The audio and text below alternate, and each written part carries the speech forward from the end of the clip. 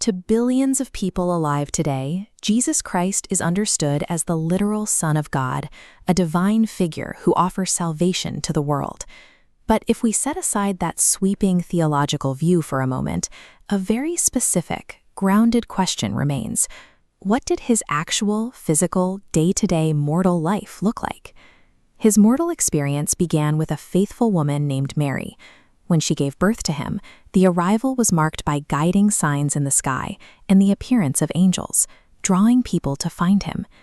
These profound celestial events occurred right alongside a deeply ordinary, humble birth. This established a tension that would follow him throughout his entire mortal journey. For the first decade of his life, he experienced the standard, daily realities of growing up as a human child. Then, at 12 years old, there was a disruption.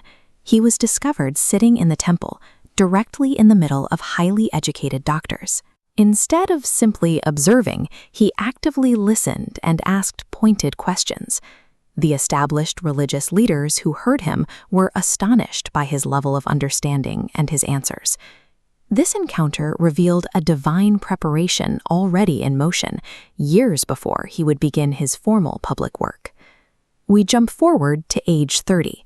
This marked the official launch of his active, daily public ministry. Starting this work required immediate physical effort. He walked many miles on foot to the Jordan River, specifically to meet his cousin, John the Baptist. This presents a logical paradox. Baptism is a cleansing ritual meant for the forgiveness of sins, yet he lived completely without sin. This animated diagram breaks down the three strict functional purposes for this event. He was baptized to teach obedience to God, to model the specific physical method of full immersion, and to establish the requirement of correct authority, which John held. Through this single physical act of submission, he established the exact operational rules and the structural foundation that would govern his entire earthly ministry. His daily work was grueling.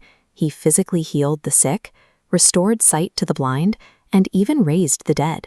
But he routinely performed an even more profound act. He officially forgave people of their sins. This behavior generated immediate societal pushback. Showing radical compassion for outcasts and sinners disrupted the strict cultural norms of the time. As seen here, that expanding influence caused immense friction. Jewish priests weaponized the law against him, labeling his actions as blasphemous behavior. Because he taught unfamiliar concepts and demonstrated incredible power, civic and church leaders felt actively threatened by the public's response. He maintained an uncompromising daily commitment to healing and speaking his truth. That persistence made a violent collision with the established authorities completely inevitable. The societal tension reached its climax.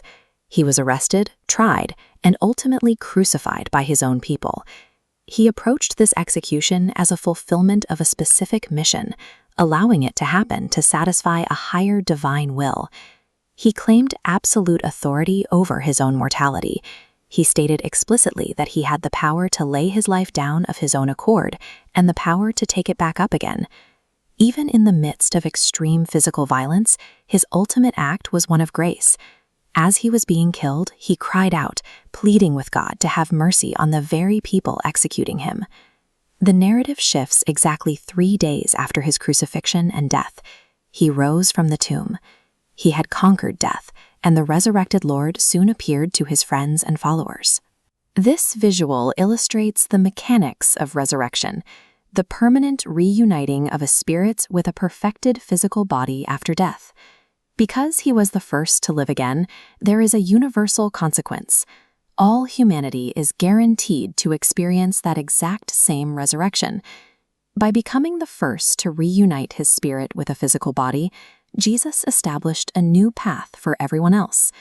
This singular sacrifice meant that just as all people experience death, through him, every individual will eventually be made alive again.